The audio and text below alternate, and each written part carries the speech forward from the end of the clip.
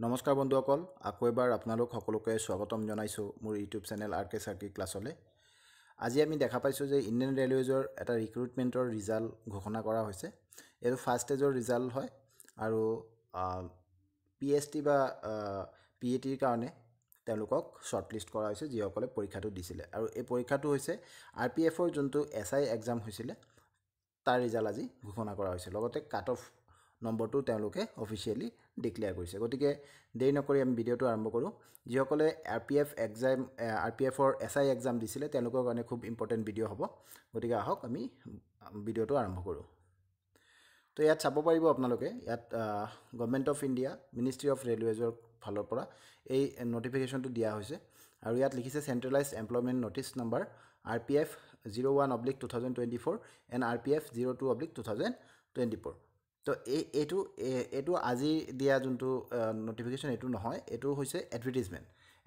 এডভাৰটাইজমেণ্টত দুটা এডভাৰটাইজমেণ্ট আছিলে, এটা 01/24, এটা 02/24। 01টো ছাব ইনস্পেক্টৰ আছিলে আৰু 02 আছিলে কনষ্টেবল। আজিৰ দিনত ৰিজাল্ট ঘোষণা কৰা হৈছে অনলি SI পষ্টৰ, মানে এই যোনটো ছাব ইনস্পেক্টৰৰ পষ্ট আছিলে লেভেল 6ৰ যোনটো বেচিক পে নেকি 35,400 হয়। তো ইয়াৰ কাৰণে ৰিজাল্ট ঘোষণা কৰিছিলে। টোটেল ভেকেঞ্চিজ আছিলে 452। তো চাওক, এইটো আছিলে ৰিজাল্টৰ নটিচ মতে তেওঁলোকে কৈছে যে যোনটো পৰীক্ষা 2 ডিচেম্বৰ 2024 পৰা আৰম্ভ কৰি 13 ডিচেম্বৰ 2024লৈকে পৰীক্ষা হৈছিলে, যাৰ কাৰণে সেইটো পৰীক্ষাৰ এক্সামৰ আজি ৰিজাল্ট ঘোষণা কৰা হৈছে SI এক্সামৰ। তো যিসকলে শ্বৰ্টলিষ্ট হৈছে বা যিসকলৰ নাম আহিছে তেওঁলোকে PMT ফিজিকেল মেজাৰমেণ্ট টেষ্ট আৰু PET বা ফিজিকেল এফিচিয়েঞ্চি টেষ্ট, এইটো এফিচিয়েণ্টলি লিখিছে, এফিচিয়েঞ্চি হ'ব, ফিজিকেল এফিচিয়েঞ্চি টেষ্ট এইটোত তেওঁলোকে এতিয়া যাব লাগিব। ডেট মিনছ যোনটো ফিজিকেল টেষ্ট থাকে পুলিচৰে হওক বা RPFৰে হওক, যোনটো ফিজিকেল টেষ্ট থাকে সেইটোত তেওঁলোকে যাব লাগিব।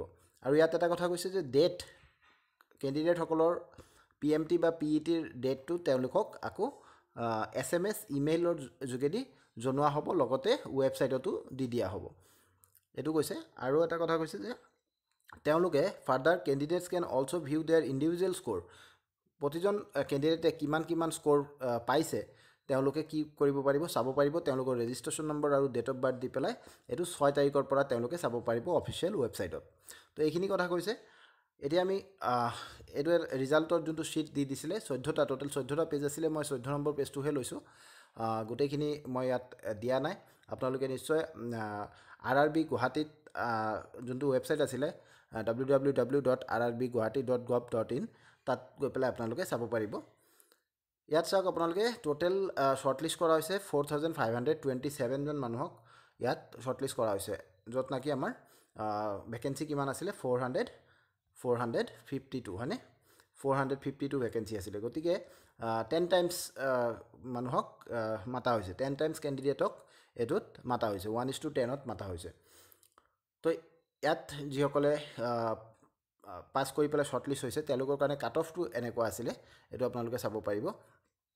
URৰ কাৰণে, UR মিনছ আনৰিজাৰ্ভৰ কাৰণে normalise cut off mark. Normalise কথাটোৰ অৰ্থ হ'ল এইটো জানিব লাগিব আপোনালোকে যে যেতিয়া যিকোনো এটা পৰীক্ষাৰ বিভিন্ন শ্বিফ্ট থাকে, যেনেকৈ এইটোত 2 ডিচেম্বৰৰ পৰা আৰম্ভ কৰি 13 ডিচেম্বৰলৈকে পৰীক্ষা হৈছিলে।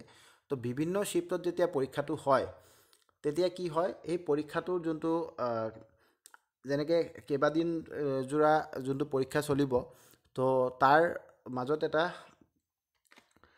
মানে যাতে প্ৰতিটো পৰীক্ষাৰ এটা সামঞ্জস্য বনাব পাৰে, যাতে কোনোবা এটা দিনত কুৱেশ্যন পেপাৰটো অলপ হাৰ্ড আহিছে, কোনোবা এটা দিনত কুৱেশ্যন পেপাৰটো অলপ ইজি আহিছে, সেইটো যাতে মিলাব পাৰে, সেইটো যাতে পেৰেলেল কৰিব পাৰে, তাৰ কাৰণে নৰ্মেলাইজ কৰা হয়। সেই নৰ্মেলাইজ কৰাৰ পিছত মাৰ্কছ যোনটো আছে তাৰ কাট অফ হৈছে URৰ কাৰণে 75.96054, SCৰ কাৰণে 68.99502, STৰ কাৰণে 67.27301, OBCৰ কাৰণে 73.71054, EWSৰ কাৰণে 72.72547। এইটো মেলৰ হয় আৰু ফিমেলৰখিনি আপোনালোকে ইয়াত চাব পাৰে যে URৰ কাৰণে 69.18114, SCৰ কাৰণে 65.77992, STৰ কাৰণে 62.43095, OBCৰ কাৰণে 94694 EWSৰ কাৰণে 71.11401 আৰু এক্স সাৰ্ভিসমেনৰ কাৰণে আছে 53.88577 তো আপোনালোকে ইয়াত চাব পাৰে কাটঅফখিনি আপোনালোকে স্ক্ৰিনশ্বট মাৰি ৰাখি আপোনালোকে মিলাব পাৰিব যদি আপোনালোকে এই পৰীক্ষাটো দিছে আৰু আপোনালোকে এটা বস্তু